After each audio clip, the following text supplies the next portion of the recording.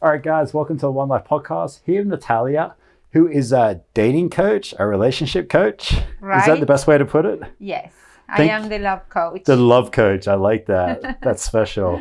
Thank you for being here. It's a pleasure. I'm looking forward to diving into something I haven't dived into yet.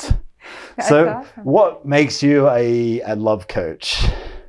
I just love. I love. I love people being in relationships. I believe that as women, when we are with the right men, our life just gets so much better. Gotcha. And rich and more interesting and more fulfilling. I truly believe that. And I forgot to mention, you specialize in women too. I do. I Yeah, work with sorry, women. I forgot to mention that. Oh, So, and also, I have always been very good at it, humbly, but yes. But, historically, my whole life, when women were coming to me, my friends, my childhood friends, people I knew, colleagues, talking about their love problems. They came to you. People have always talked to me because I have been in this industry of, self-development and my whole life. Do you think you have something natural about you that people resonate to you and are comfortable to share things with you? I think so. I think I am a very good listener, although most people believe they are and most people are not. I just read a book on that. No kidding. And it's like, just listen. And it says like 90% of us think we're good listeners and 90% of us aren't. Correct. Yeah, we're actually really bad listeners. Correct. And we listen with the intent to reply. Right. Which it comes from one of my favorite books, which is Stephen Covey's book. I love Stephen Covey. Yeah, 7 Habits of Highly Effective People. Listening with the intent to reply. We never actually shut our mouths, 2 ears and 1 mouth for a reason. We never listen. And here I am talking and not listening. So no, that's back wonderful. to you. I love it. But you are so right. And that's something that I actually teach my clients. We spend a whole module on listening to him.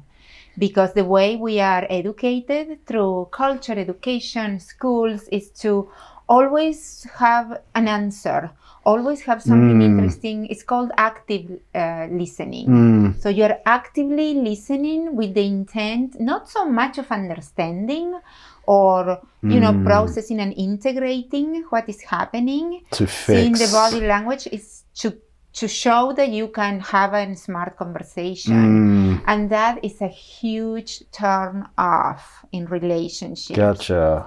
So I teach them how to listen to him without agenda, just for the sake of getting to know this human being. And that's beautiful, and it makes That's a very big interesting. difference. There's a saying, behind every good man, there's a good woman, especially Yes. like successful entrepreneurs. So you're saying the opposite. You're saying you're saying a good man adds a lot of value to a good woman.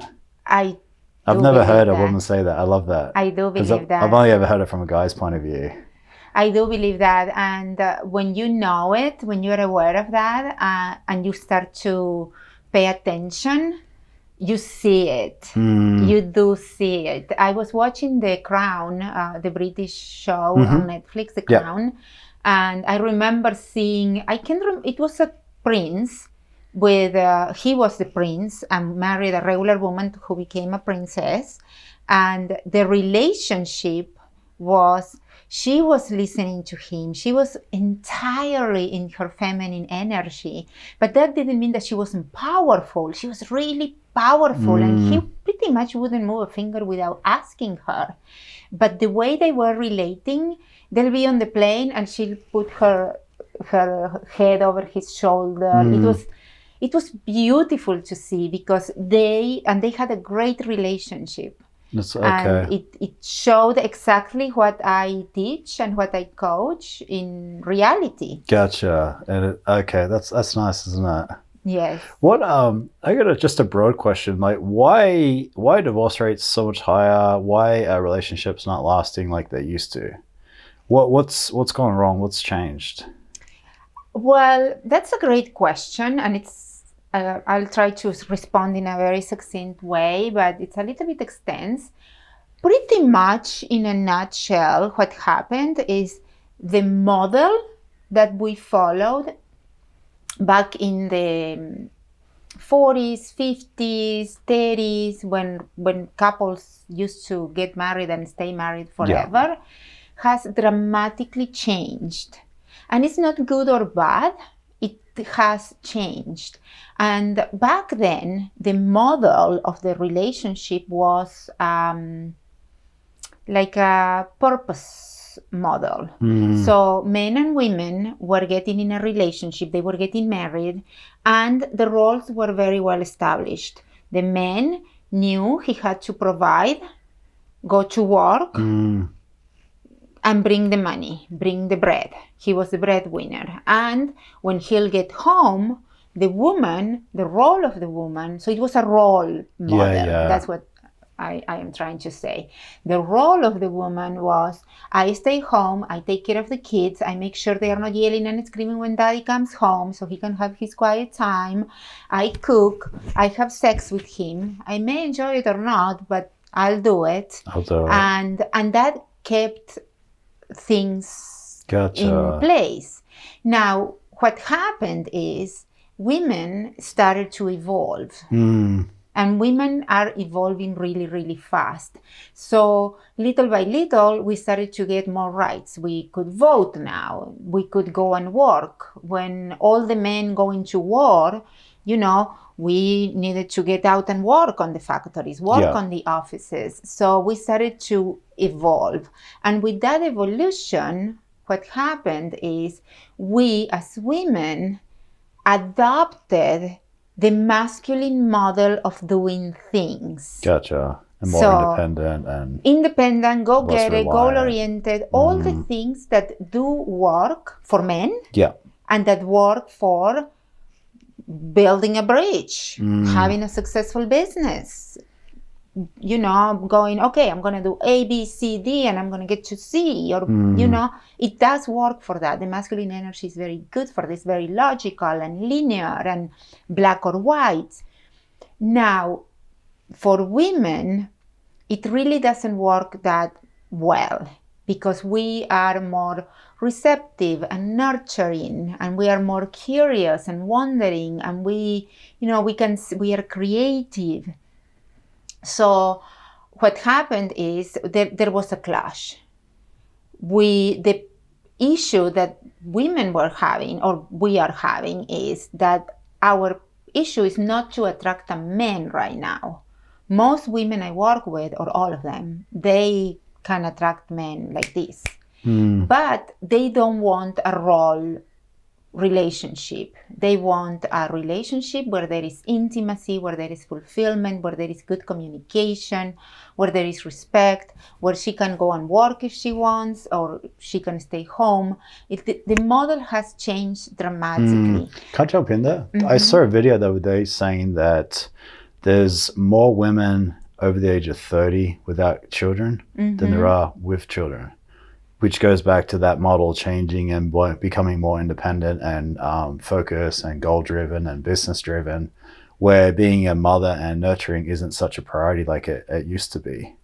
Right, because that's the way we have been brought up. Women in their 30s, they are brought up exclusively on the masculine energy model. Because there is still not a good balance in the workforce of feminine and masculine. It is happening. A lot of people are doing that now, but it's still very masculine. So we did get the jobs, we did get the independency and all that, but it was wearing a suit that doesn't fit us for relationships. It does fit us for work because you need that to be successful at work. But in relationships, what creates the attraction is two different poles, the negative and the positive, the masculine and the feminine. That's what creates the attraction. That's what makes us attract to each other. Now, it doesn't matter who is the masculine and it doesn't matter who is the feminine energy. That is not the issue. Okay. What the couple has to decide is who is going to be primarily, and this is a very good word to listen, because it's primarily, it's not set in stone. But primarily, so you mean who's going to be the masculine energy and who is going to be the more feminine energy. So you're saying a woman can be a businesswoman and the dad can stay home and she definitely can do that. Now, so you're saying you can't have both of each? You can't have both. Why is that? Because there is no attraction. So you can't have a male and female entrepreneur kicking butt because something's going to lack and they're not going to last, you think? Right. Okay. Because if I am a feminine, I have a ton of feminine energy. I am very feminine. And for example, you are a masculine man. So we could work. Yeah. Now, I have met men that are more on their feminine energy. They're men. They're heterosexual. They like women. Yeah. We are not talking about sex here. We are talking about more energy. of a softer side and energy. I don't feel attracted to guys like that. Okay. I dated a guy once. He's a movie director. Super interesting guy. Super, brilliant and all that. But he was too passive. Gotcha. He was the feeling. He was the crier. He was and I'm like, no, thank you so much. Well, I'm the complete opposite of that. Yes. Yeah, okay. And you can sense that pretty quickly. So you have to kind of decide. Okay. And most women that I have met, and I have met thousands of women in this year, they prefer to be the feminine energy at home. Gotcha. But if they are the masculine energy, they need the feminine side on the male, you're saying, to fit. That makes a lot of sense. Right. And then could you argue too that it's more acceptable to get divorced these days, and it's less religious, and it's more okay to get divorced, and there's less judgment than there was? Yes. I mean, I think that's got a lot to do with it too. Yes, it has a lot to do with that. It has a lot to do with the fact that, huge changes. Now we can decide if we want to have babies or not. The pill changed everything. Being independent, being able to, to work and make money. But it's cultural as well. Because, you are from Australia, I am from Argentina. I have lived in 3 different countries. Yeah. And 3 completely different countries. Like, they speak different languages. Culture's different. And, what it means to be a woman. What it means to be a woman in Dubai. Completely different to America. Yeah. What America? Yeah. Argentina, where I come from. Colombia. China. Completely different things. So culturally, it's diverse. And then you get a country like the United States that is a melting pot of cultures. Yeah, absolutely. It adds an extra level of juiciness to the juiciness. I like that. My husband, for example, he's American, 100% gringo, and he's masculine, I'm guessing. Yes, he is. Yeah. He is. Actually, we are fostering a dog, and the dog knows who is the alpha in the couple because she's after him. I can walk over there. And it's hilarious. But yes, he's very masculine. Okay. But at the same time, he's not there is a shadow side on the masculine, and there is a shadow side on the feminine. What is the shadow side? The shadow side. This is fascinating, by the way. It's good. I love talking about it. So let's very interesting. Bring it. The shadow side on the feminine, I know it because I was in it. Okay. I got in it. Until I did the work on myself on my early 30s, I was stuck there. Remember how I say the feminine energy is receptive and nurturing and is curious and is open and just flexible and, more loving, more warm, colorful, you could say. And it can also be the waiting energy, the not taking action energy. What do you mean by that? For example, I spent years, like 10 years on my 20s, waiting to be discovered. I knew who I was, I knew the gifts I had, but I wasn't taking action. I had this belief that if I had clarity on who I was and I was putting it out there, it was going to happen. And that I see that in a lot of my clients when they start with me, that they are in that situation when they say something, it shows up as, I am not dating. If it's meant to happen, it's going to happen. Okay. that is being stuck on the negative, the shadow of the feminine energy. Okay, now I understand. You have to take action. Okay. But action is the masculine energy, so it's kind of confusing. What is action exactly? Action is taking action, is having the vision.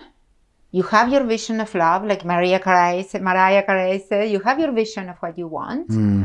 You're clear, crystal clear. You believe you deserve it, and you believe it's happening. Like acorn, oak tree kind of thing. You know, you plant the acorn and you don't see the oak tree, but you know it's coming. I understand what you're saying, actually. Kind of belief. I can relate to what you're saying. Yeah. And then you have to take action. You have to join you know that right now, online dating apps are the second biggest way that people are meeting. It used to be number 4. Yeah, that's kind of crazy, isn't it? Now it's number 2, only after family and friends. Family and friends is still number 1. And 50% on dating apps are in relationships? Yes. That's, Oh, that I didn't know. I don't know if I want to know. Yeah, that's really scary. Yes. Well, that's why they need somebody like me, because I really, really train them how to identify a high quality man. They know. I like what you're saying too, because I feel like with business, it's the same. If you become a person of punctuality, integrity, treat people the way you want to be treated, you attract those people into your life. Right. So you're saying doing the same thing in a relationship. Right. Being that person of who you want to be, and then attracting, by putting yourself out there as that person, you're going to attract the right person to you. Right. That's very interesting. It's powerful, but it's very simple. It's simple, but unfortunately we don't do it. And it's not because we are bad people, and it's not because there is something wrong with us. It's just not. We are not getting a relationship education. We don't get emotional intelligence education. No. It's all about IQ and emotional intelligence. I mean, I just finished binging 1 season of Survivor during the weekend. I have never watched it, so I did the whole thing. Yeah. And, and who wins the game? It's the one with the emotional intelligence. It's the one that knows how to work the crowd. Yeah, work the crowd. Yeah, that's very true. A woman won. A weak woman, weak physically, Yeah. She outwitted but mentally an NBA professional basketball player. So you were fascinated by this, were you? It's fascinating. Yeah, that's interesting. See, I've never looked at it like that. It's fascinating. It's the dynamics. Well, that's the way I see the world, and that's what makes me good at what I do. That an accountant see the world with numbers. A doctor see the world from disease, a medical doctor. And I see the world through relationships and social interactions and emotional intelligence. But wrapping up your question, because I think you may like the answer, about the shadow of the masculine is when the man gets toxic. When the man gets the macho man, we have that in the Latin culture, is the, I'm going to have 3 women and I'm going to cheat and I'm going to lie and I'm going to use my force, my physical force to get things, or I'm going to use my mental force to manipulate people. All that is the shadow side of the masculine energy. Gotcha. Very interesting. Yeah. So I got a question. How much does your parents' relationship dictate your relationship and your marriage? Like that monkey see, monkey do. Does that have a huge impact on the success of your relationship? Or like, what's your thoughts on that? It does. We definitely human beings. There are a few things that are truths about human beings, I believe, and this is one of them, is that we are, our DNA, we are genetically coded to attach. There was a study made in the 30s, I believe, or 20s, 1920s or 30s, where they had newborns, and they were giving some of the newborns to these monkeys, like robots, monkeys made out of wire with a bottle. Yeah. And it was just the wires, very cold. And there was another monkey that had the wires, but they covered the wires with fabric, with soft fabric. And and they put the babies, and the babies that were with the monkey with only wires, cold, nothing, they didn't want to eat. They weren't attaching, even when the food was there. They both have milk bottles. So there has been that's a very, very famous study that was made a long time ago. I think I've heard of it.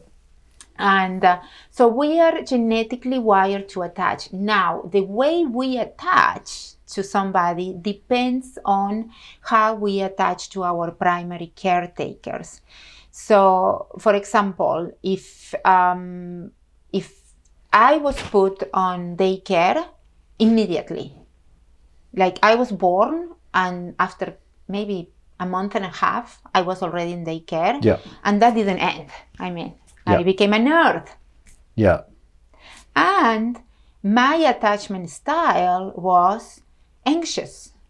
Okay. So I was always anxious that the man was going to leave me, because that was how I grew up. That's all you knew. That's what I knew, you know. Okay. My parents will be there, and then they won't be there. They were working all day long and doing their own thing. So that really, really dictated in that my attachment style. And then a million of other things, like the way I resolved conflict. I mean, relationships, not dating, because I make I have a very, very distinctive difference between dating and relationships. Okay. Dating is not a relation. It's a relationship between two humans, yes, but it's not a romantic relationship in my coaching. It's just a way to get to know if you want to be. Yeah, absolutely. So low investment, low attachment, you know, you just are getting to see. Now, relationships are all about negotiating. Okay. That's it. It's a friendship on fire. You're with a woman that treats you well, and you are attracted to her. And then it's all about negotiation. So going back to my example in my own personal life, my mom and dad, God bless them, they were a disaster. That's one of the reasons I am a dating and relationships coach, because I was a disaster in my own relationship, a real disaster. What do you mean by that? Well, for example, my parents, every now and then, once a year at least, they will claim that they were getting divorced. Oh, really? Okay. That's it. That's the way they were dealing with their problems. Gotcha. And this is what you saw. They were involving us on that. Okay. So how that showed up in my 20s, in my own relationships, any problem I will have with my man, bye, I'm leaving you. Bye, I'm leaving you. That was the way. That's what you knew. And I didn't see That's the only tool you had, really, wasn't it? What's that? That was the only tool that you really had, that you were equipped with. It wasn't really a tool. It was an adapted. It was a pattern, a survival pattern that I learned through my primary carekeepers, and even me studying psychology. I mean, that was it has been my life, my whole life. So even me being so aware of how the mind works, it was a blind spot for me. Still doing the opposite. Never saw it. That's interesting, isn't it? That's very interesting. So yes, our primary caregivers are the ones that give us our patterns and the way we relate with others. So to be secure, if most of people, 50% of the population, are secure, attached. So there are men that are secure, like my husband. My husband is secure, and that's why I loved him so much, because he knew who he was. And I wasn't going to come to his life to mess it up. Yeah. He's like, look, lady, I love you, but no. I have never been told no so many times as with my husband. Really? And I find it amazing. Really? Because before it was boring. They were my monkeys. They were my minions. Yeah. And it's boring. Yeah, I get what you're saying. So a secure man, he's loving and nurturing and self-aware. He knows what he wants, and he wants me. But at the same time, he's not going to take too much of a dysfunctional pattern.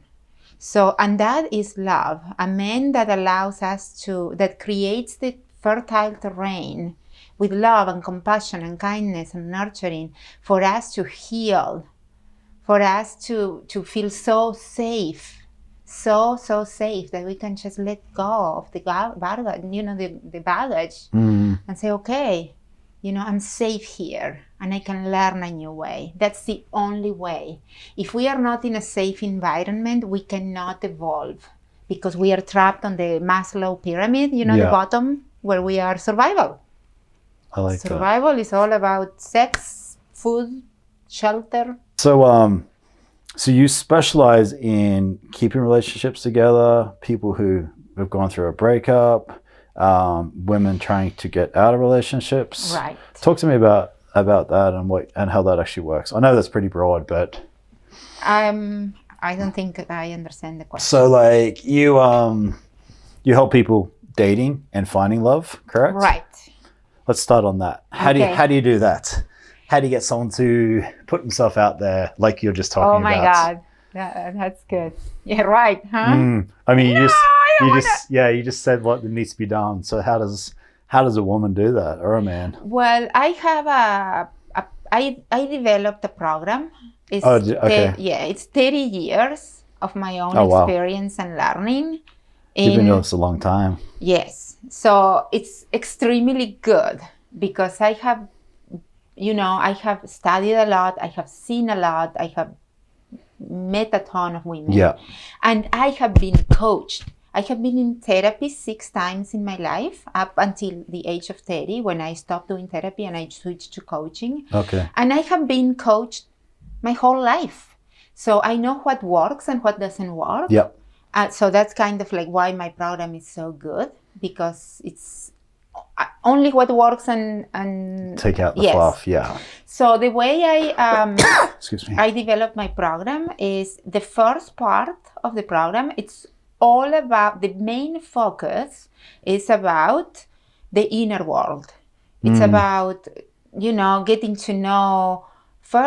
to understand what they want, really. Gotcha. Get rid of the list. That's the first thing that goes out the window. 6 foot tall, dark hair, blue eyes, from Australia. No. So get rid of that. That goes out. Is that because it's superficial? Because, right. I mean, that's a way to say it. For me, the way Have you got a nicer way? Well, it doesn't work that way because really what we are really looking when we are writing that list that I had. My list, oh my God.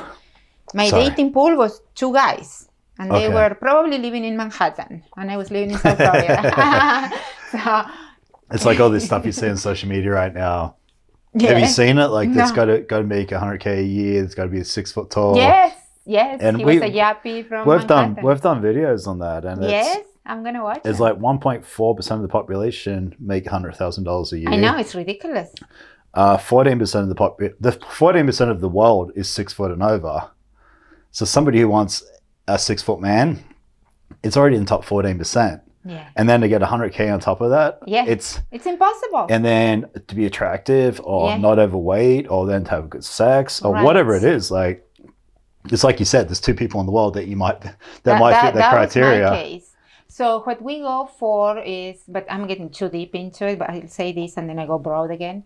So in that, for example, to give you an example of how we work on that, I help them to get really deep in touch with themselves and say, okay, how do I want to feel with a guy that is 6 foot tall?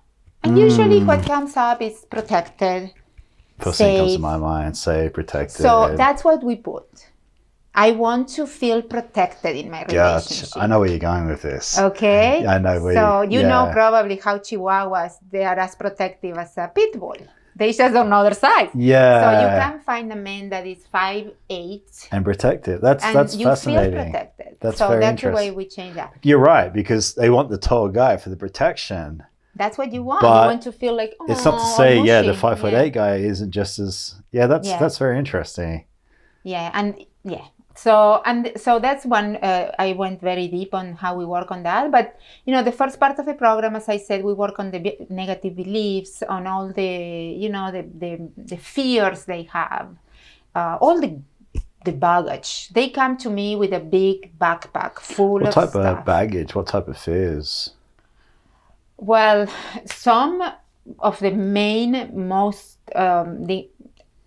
every single fear, to me, it boils down to a few ones. Okay, what are those? I kind of identify them. The first one is, I am not enough. Oh, okay, so self-doubt. I am not good enough. Self-belief. Yeah. If he finds out, he's going to leave me. Finds out what? That's it. That's what we work on. Really? Because that's the negative belief. That's what they come to me with. Very interesting. Maybe they were cheated when they were in high school and they made it. It's the meaning. It's not the events that happen to us that are, that gives us our personality. It's the meaning that we give to those events. So to give you an idea, I'm going to talk about me again, if you don't mind. No, go for it. When I was in what grade? In second grade. When I was in second grade, my parents all of a sudden decided to change me schools. I had my friends. They took me from that school and put me in another school. And I remember clearly my sweet dad got me to school and he put me on the line. We were all on the line. Yeah. And I am boiling, like crying. And I remember seeing my dad, and he didn't know what to do, poor thing. And I am crying. And what I made it mean was I did something wrong. Okay. So that was my leitmotif. That was my MO. So I will mess it. I will mess it because I'll do something wrong again. So we have all those meanings that pretty much we have 5 years old, 7 years old ruling our lives.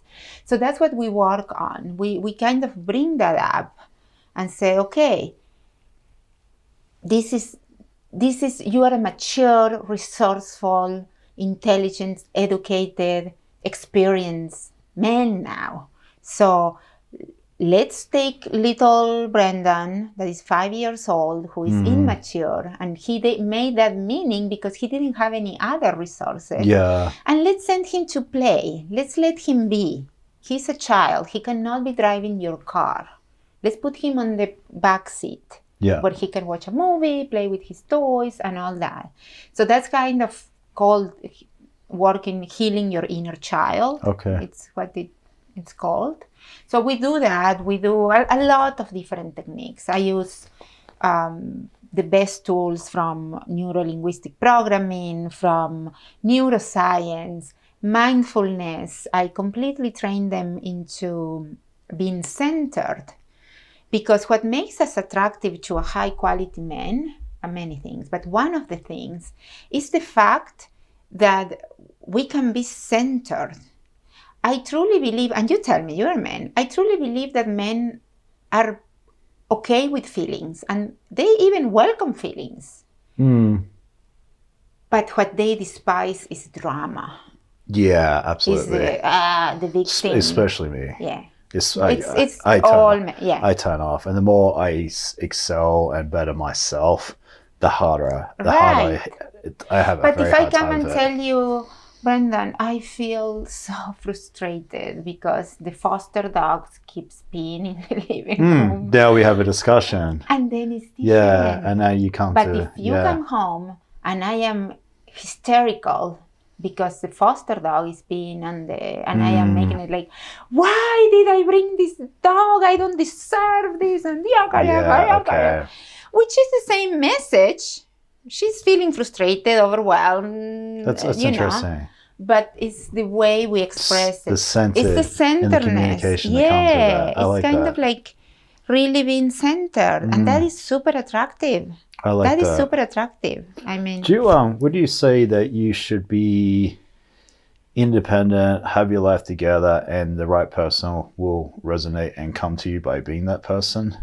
Opposed to I feel like a lot of people look for someone, I feel like a lot of people need somebody else, and a lot of people are constantly looking for someone else to fill that void. Mm-hmm. I think you should be good by yourself. Like those that don't increase you eventually decrease you. I think by being that person, living your own life, having your own friends, having your own career, I think by doing so, you'll attract that right person. Right. Would you agree with that? Would you disagree with that? I agree. I believe what we humans have, like our mindset, our heart set, our soul set, and our body set. And I believe taking care of all those. For you, right? For you. For you, not anybody else. Yeah. For you first. For you. Before you, it's got to be you first before you think about helping someone else. But it comes from a deeper belief of I am love. It comes from a very, very, very deeper belief of I am love. Love is all there is, and that's who I am, and I am going to attract that. Okay, I like that. It's all about the belief. The identity is the upper. Have you ever watched the movie Nacho Libre? What's it called? Nacho Libre. I don't think so. No, okay. It's a comedy, genius comedy with Jack Black. Well, he says something like, and the man underneath the expensive clothing, there is his nucleus. And he says it like that. Gotcha. It's hilarious. But anyway, yes, so there is the nucleus, which is the unconscious mind. Yeah. And then on top of all that is the identity. So the identity is what you're talking about, like having things, having your life together and all that. And that is very important. But if the underneath, if the way you got there is not healthy, it doesn't really matter. So what matters the most is who that person is at the level of being. So you're not, because you could be this person, but you're masking a lot of internal things. That makes sense. I dated a guy. I dated a lot. I mean, I dated 200 guys. I went to 200 first dates in 2 years. Did you really? 2 years. How's that for a story? Right? I bet you learned a lot doing that. Yes, it was so much fun. I loved it. Loved it. That's very interesting. Yes. I couldn't imagine. What were some of the things you learned by doing that? That's a lot of people I know. A lot of conversations, a lot of different people. With a different language. A lot of different cultures. My English improved like this. It was amazing. I really, really learned firsthand what I wanted, what I didn't want it, what felt good, what didn't feel good. I also learned how to honor my intuition. They were all great guys. Yeah. They were all great guys. I cannot say now. There were a couple that one was unhealthy and the other one was a crook. So, with those guys, I learned how to trust my intuition and say, well, this is not going to work. Thank you very much. Yeah. I learned how to say no in a graceful way, how to reject in a graceful way. I learned how to take a no with a smile because I was rejected too. Less, of course, but I was rejected too. And so it was an amazing experience, and it helped me to really, really help the women I'm helping now, because honestly, Brendan, there is not one excuse they can give me. There is not one, because I have been through everything. I have been married before, I am divorced, now I'm married. I mean, I have been through everything. I even dated a gay guy. Oh, really? Okay. That's interesting. What haven't I done? That's very interesting. But that is what makes me so special, is the fact that I know the books because I am a nerd and this is my passion. Yeah. But at the same time, I have the street. I have done the work. I have cried. I have baked a cake for a guy for the first date. Really? And he canceled on me. So I ate the whole cake. So I got a question for you. I'm very interested to ask you this.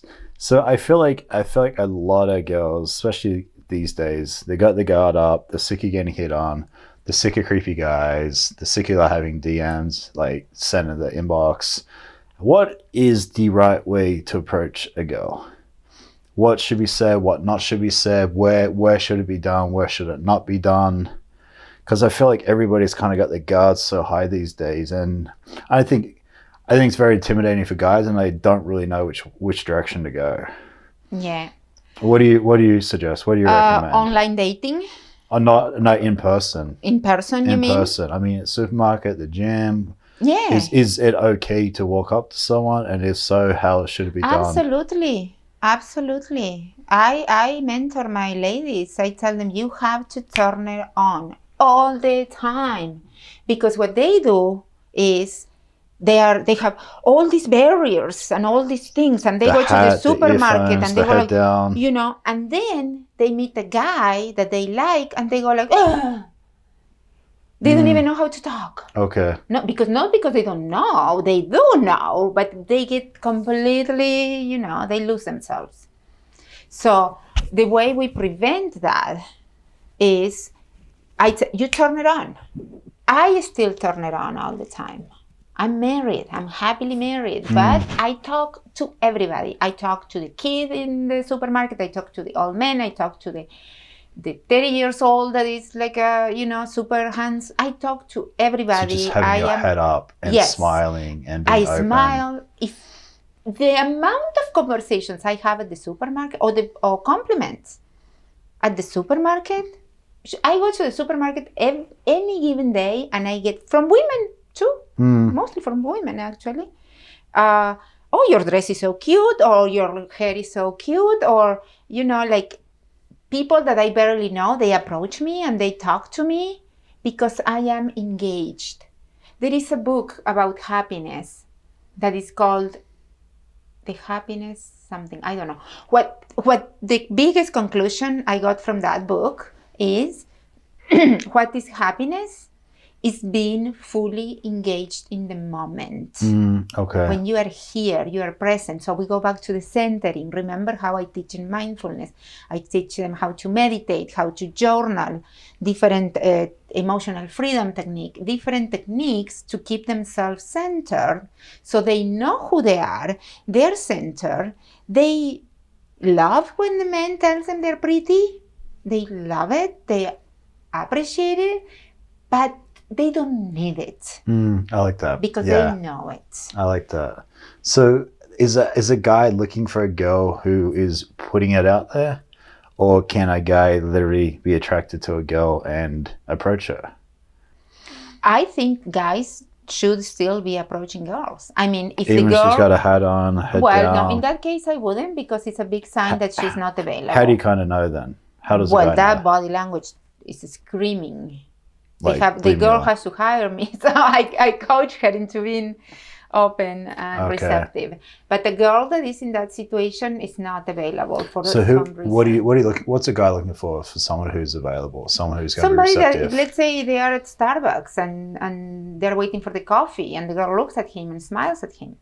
That's it. Okay. That's it. What's some more examples? I don't know. I just feel like a lot of girls are just very they just don't want to get hassled because they're sick of being hassled by the wrong person. Yeah. It's not to mean they don't want to meet somebody, they're just sick of getting hassled and creeped on by the wrong people. Yeah. So how do you you know what I'm getting at? You should go and approach her and you should say hi. Okay. You just need to be courageous. It takes courage. It takes commitment. How does guys and girls get past that scare? Like being scared of rejection, right? How does a guy or a girl get past that? Let's say, if I were a guy and I am super shy, okay? Or let's say I'm super shy, let's leave it at that. And so I am not going to approach a girl that I like at Starbucks or at the gym, because I know I won't do it. Yep. You know, that's it. You just kind of lying to yourself. I'll set myself up to win. I'll get curious. I'll be like, I wonder how else could I meet women? So get on an app, on a dating app. Okay. And do that. You know, work with what you have. But the important thing is that you take action. It doesn't have to look as you think. It has to look Like, I wanted a dog so badly at the end of the year that I was walking around my neighborhood by myself, imagining I had a leash with a dog. I was going to the pet shops to play with the puppies. I wanted a dog so badly. Okay. Now, January 14, my friend calls me and says, hey, Natalia, we are overflooded with foster dogs. Please, can you foster this dog? That's it. I have beautiful Emmy. Love her. It looks as I thought it was going to look? No. Am I happy? Yes. Okay. So taking action, putting yourself out there, and self-awareness that, hey, I'm not confident enough to walk to a stranger in person, but maybe there's a different way. There is no need to fight against you. Or putting myself in the right environment where I might organically come across somebody. Talk to your friends. I mean, still, the number one way to meet the future soulmate is through friends and family. Oh, is it really? So I did not know that. Talk to your. It has always been. Really? Yeah. The second one used to be bars, but now it's online dating. Okay, that's very interesting. Yeah.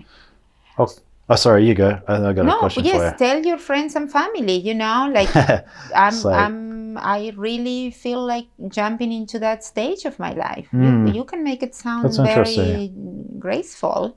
It's very simple, but you never know. And they're going to vouch for somebody of the right person too, right? Yes. Which is going to save you a lot of headache and 200 dates. Ask and you shall receive. Yeah, I mean, it's so simple. Gotcha. It's a simple stuff, but we don't do it. So what are you teaching women going through a breakup, and how are you getting through that? Like, I mean, the breakup, divorce is one of the hardest things you can possibly go through, especially the divorce. What type of things are you teaching these people? Mostly when they... Is teaching the right word? Well, or coaching, I do or coach, guiding? and it's both. It's transformational coaching and mentorship. That's what I call it. So mentorship is when you teach them or model for them what to do. So what are you getting across to? That is a lot of... The main thing they need is to let go of esteem and feeling heard in an environment where they are not being judged. They're just being loved. And then it's little by little to start to find their center again, you know, to start to find who they are. Okay. And do you feel like most people get lost? Yes. I think that's very true. Yes. One of them, there are two mistakes that women make in relationships. Big, you know, generalizing. A lot of it is under that umbrella. But one is, they break two rules. The first rule is compromising your well-being, your happiness to, you know, for a man's approval or love leads to nowhere. Okay. Leads to nowhere. That creates dissatisfaction in the woman because she's not happy. Too. And the men eventually don't respect that. Ultimately, men don't respect women that are doormats. They don't. A good man, a high quality man. Now, a man that has self-esteem issues and, you know, okay, but we don't want to be with a guy like that. And and it creates resentment. It creates a lot of resentment because of all the things that the relationship takes for us. Yeah, the resentment. You know, so that's the biggest thing, and people do that. People do that. Like I did it. Like my ex-husband, he didn't like my friends, and what did I do? I stopped seeing my friends. Gotcha. I stopped seeing my friends, and you start losing your identity. Yes, it's the small things. You know, it's the small things. And then you start to resent because of that. And then you start to resent, and then, you know, it's just not a good way. So what I coach my ladies, and what I do personally is like, okay, you don't like my friends. I'm gonna see them anyway.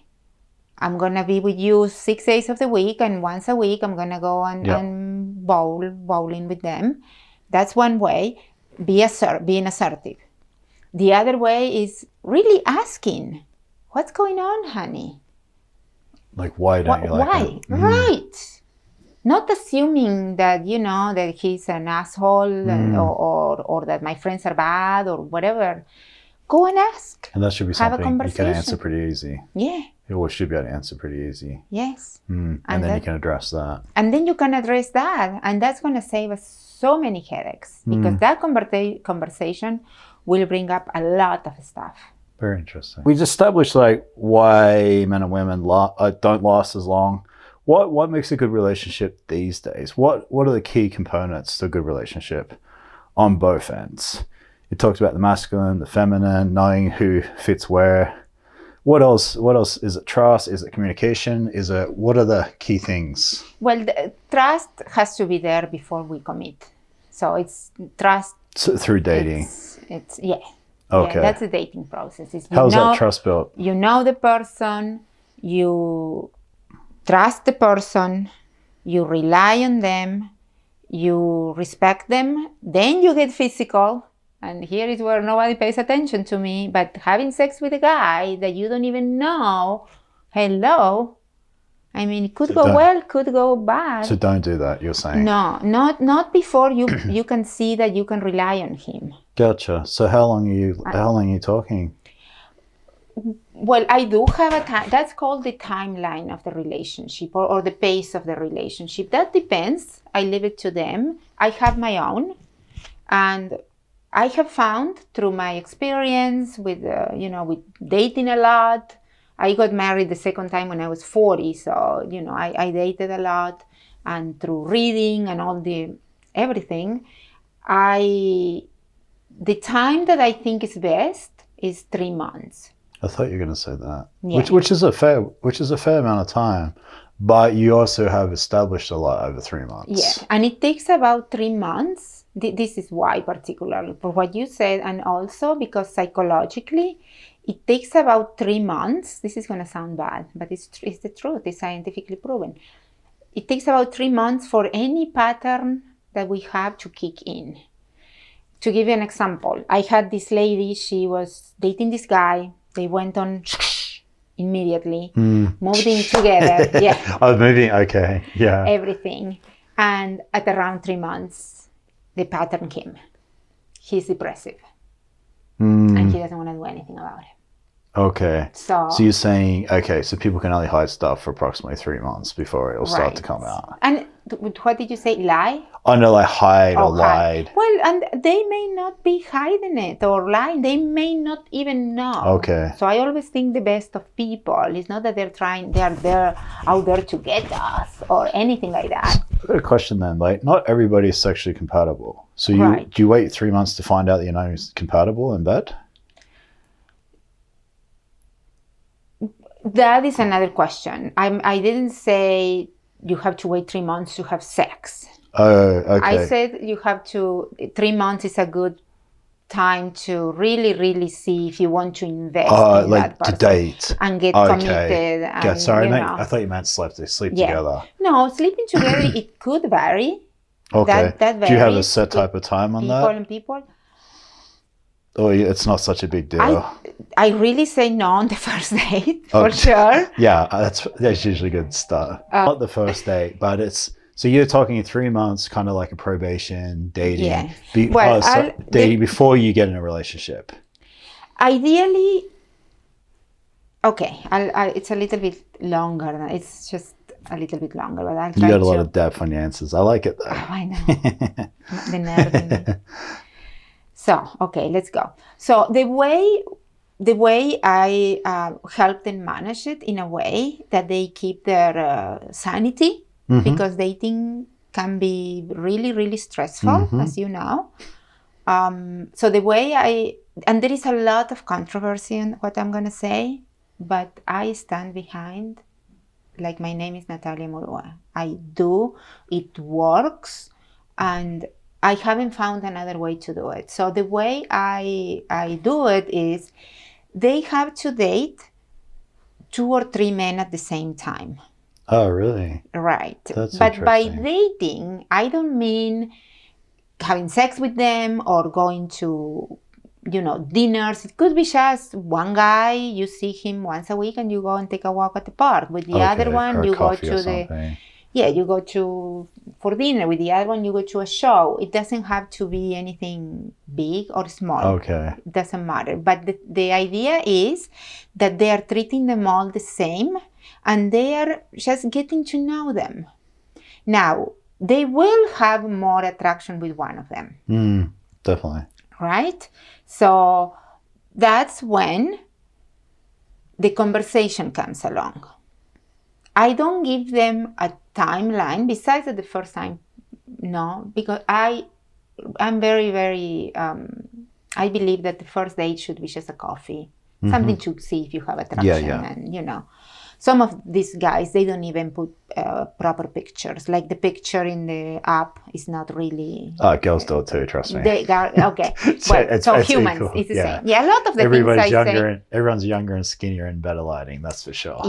Yeah. So anyway, it's... Yeah, a lot of the things I say, they work for men too, actually. What about a guy who doesn't up like, it's easy for girls to meet guys, for sure. But a guy, how's this guy supposed to date 3 people at the same time if he's struggling to find one? Do you understand what I'm asking? I do. I'm thinking of the answer. Yeah, because I feel like girls can find guys much easier. I'm thinking why a man will have a hard time finding girls to take out. And my immediate answer is he needs to do the work.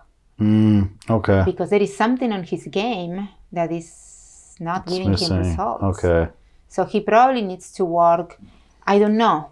There could be different things. For women, the cues of attraction are usually, you know what cues for attraction is? Okay. It's usually status. For really? Women, that is important. Would you say that? What do you have a list like from top to bottom? No. Okay, these are just high. Okay, so status. Yes, I'm guessing confidence is another one. Yes. Humor, probably another one. Yes. What else have you got? I'm learning a lot here. Physical attraction. And confidence. It's the confidence. Is physical attraction, is that someone who's got to be in shape, or is that just someone who's got their head held up high and is confident in themselves? Well, it depends, because when it comes to attraction, to what we are attracted to, and that's all different. It's different. Because some people like fluffy dad bods. Yeah. Right. Okay. So, but you need to be confident in yourself. Yes. Okay, that makes a lot of sense. And there has to be...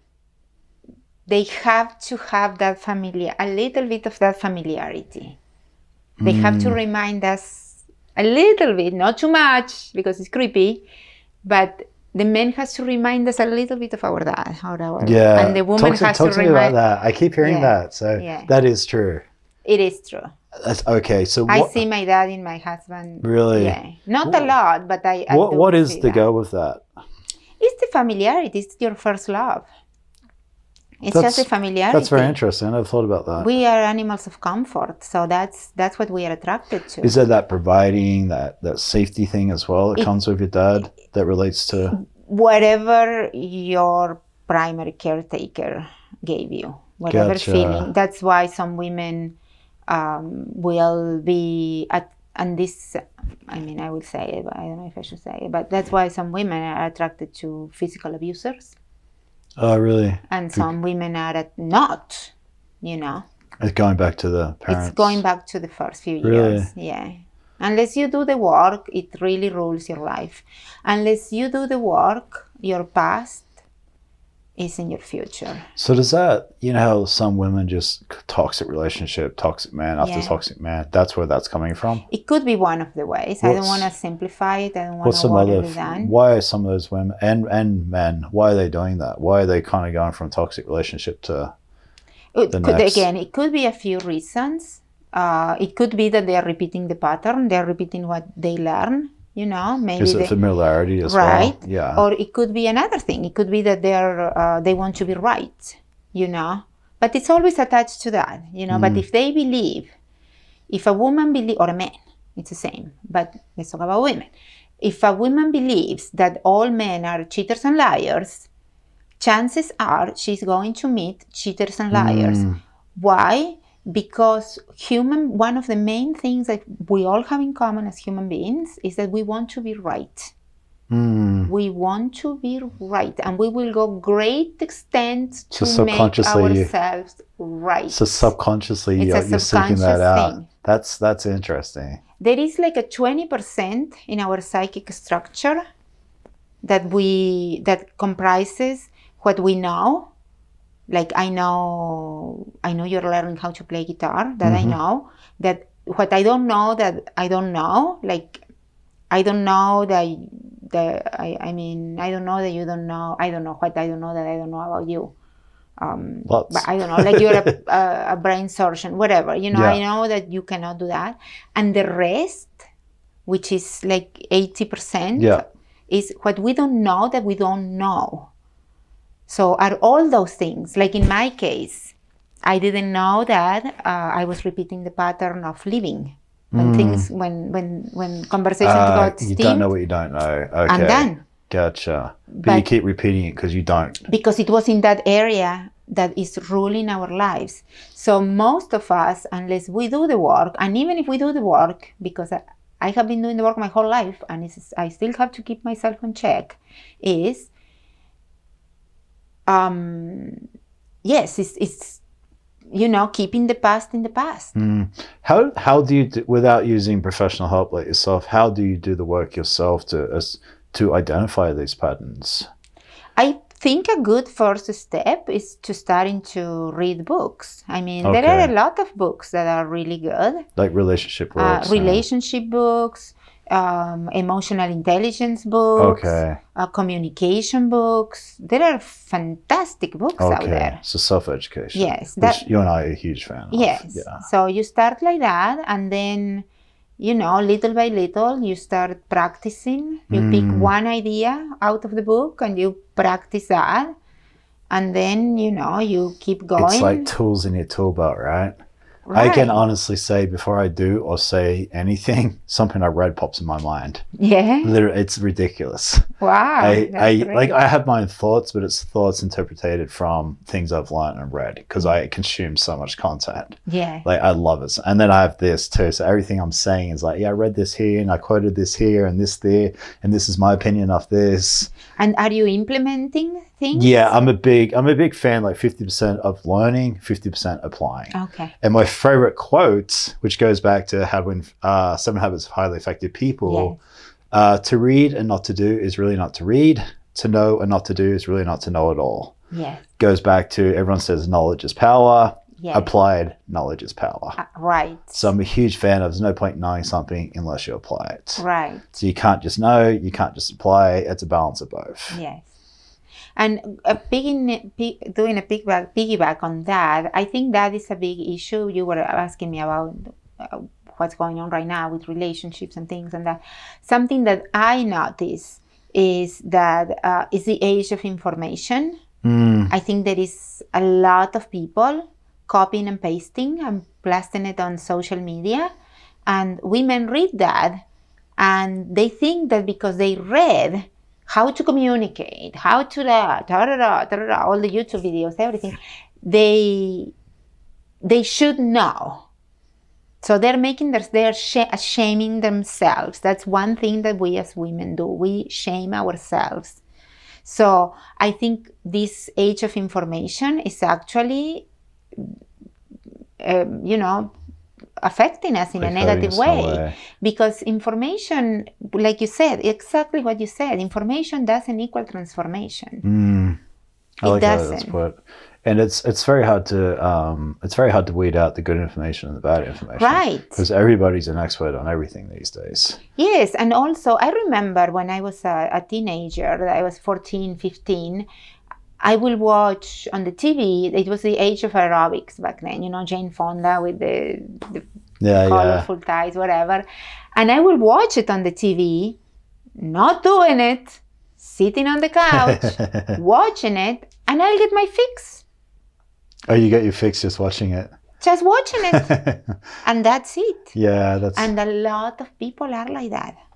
So you read it and you think, oh, okay, the brain thinks you fixed it, but you didn't. But you didn't do jack. You didn't do anything. So if I can say one thing to everybody that is watching this is cut down on the time on social media and on the reading and all that, and just take more action. I think we need to take more action and reflect more. Reflect. We don't learn from our mistakes. We learn from the reflection on our mistakes. Give me a little bit more depth on that. Yeah, we make a mistake, and if we don't reflect on it, if we don't sit down and, like in my case, I journal, if we don't write it down and say, okay, how did I feel? What led me to that? How can I improve it? What could I have done differently? Yes. How can I not repeat this? Right. And very interesting. How long have you been journaling for? Journaling is something relatively new for me. I believe, me too. Yeah, I never got into it. And a few years ago, I know exactly because I was on a self-development retreat. I went for that time. I went for a week to a ranch for a week, and we got locked there, and 40 people doing the work. Yeah, nice. And they made us journal. Gotcha. And that's when I started. So I guess 4 years now. I've had too many people sit in that seat and tell me that they journal for me not to have done it. And that's why I started. Okay. I've had too many guys that I respect say I journal. Yes. And they've actually said a couple of things. There's a couple of things I've implemented in my life. Yes. But you hear something from the right people enough. Right. You start to hey, I need it. Goes back to what we said, knowing and doing. Yes. I know I needed to do it, and I was like, now I do it. And I can proudly say I do it every day. Yeah. And it's been a game changer. Yes, it's amazing. Have you read the book? You have. It's super famous, but The Artist Way. Is that by Julia Cameron?